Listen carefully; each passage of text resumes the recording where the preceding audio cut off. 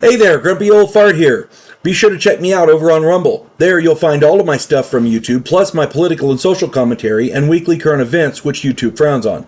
Links to my Rumble channel, as well as my other YouTube channels, and links to let you order my books are in the description of this video. If you enjoy my content, please like, subscribe, share, and comment.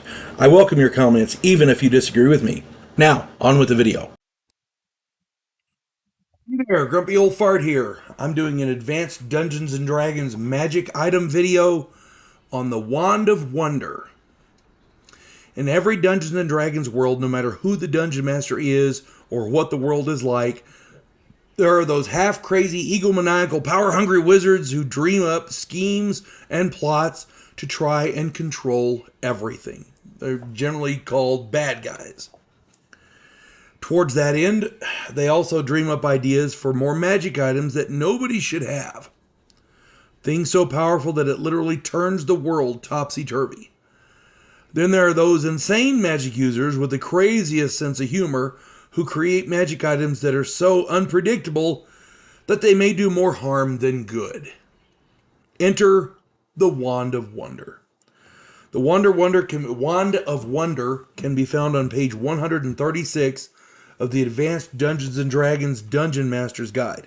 Be sure to read up on this item very, very thoroughly before you use one in your game. If you're the Dungeon Master, you really want to read up on this before you put it in your game. And if you're a player, if your Dungeon Master allows you to read up on it, take that hint too, read up on it very thoroughly. The Wand of Wonder can be used by any class, and its effects are totally random and unpredictable. When used, it can help, harm, or befuddle the user, and there's no way of controlling it. Anything from a gust of wind to summoning a rhino to growing grass to petrification, and it's all random. Excuse me. I've seen players use one of these as a joke and then and literally turn the party leader into stone. Another player used one out of desperation as he was being attacked by orcs. He thought he became invisible, but the orcs could still see him fine, and they proceeded to hack him to death. I was in a game years ago when a thief needed a distraction, so he whipped out his Wand of Wonder.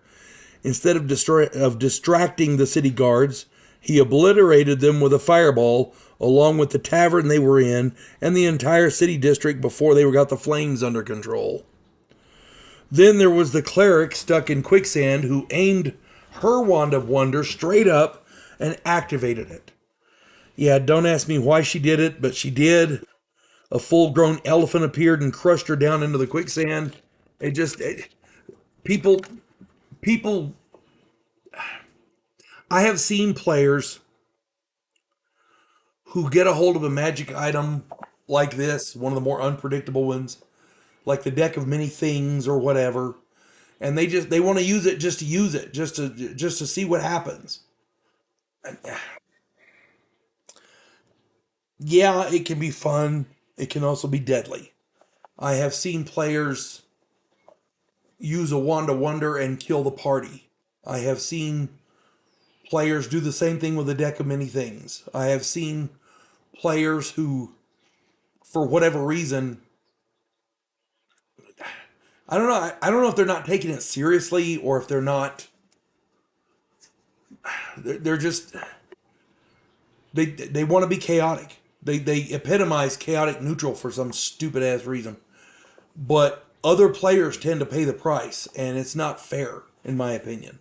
Wand of Wonder can be fun. Don't get me wrong. If you're using it just to see, that's one thing.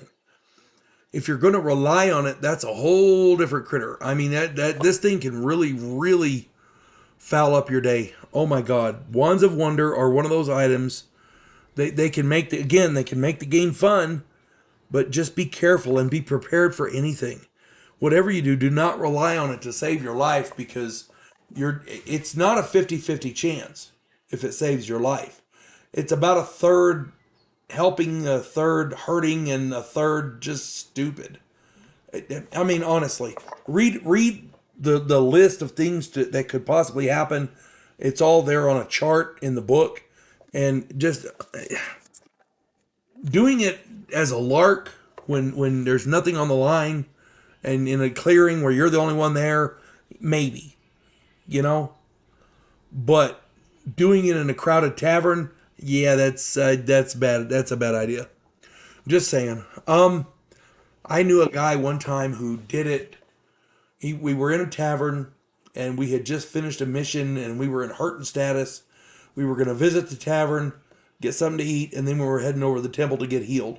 Most of us were very low on hit points, and this guy did a fireball right there in the middle of the room for no damn reason. For no reason.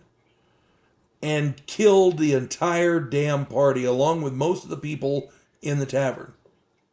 As I understand it, if I recall correctly, there was a serving girl who had gone into the back, into the back room to get another several bottles of wine or whatever, and she heard the explosion and the fire engulfed the place. She was able to crawl out a window. As I recall, she was the only survivor.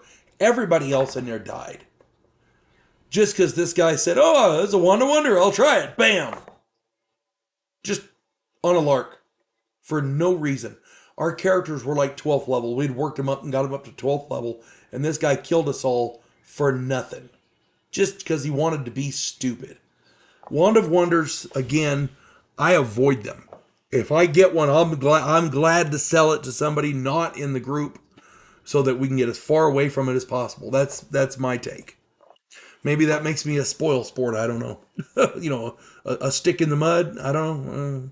Yeah, but I'm a living stick in the mud. You know what I'm saying? I'm gonna live through it. That's the thing. Ay, ay, ay. Anybody else has any great stories for these Wands of Wonder? Stick them in the comments. I'm sure we'd love to read them. You folks have a good one now. God bless one and all. There is a house in New Orleans where the monsters all hang out. When the police detective, who happens to be a skinwalker squirrel, uncovers a plot by a paranormal perpetrator, he has to enlist the aid of his fellow housemates. If you enjoy a modern, quirky take on historical mythology, check out my new original novel, The House Off Farrago Road.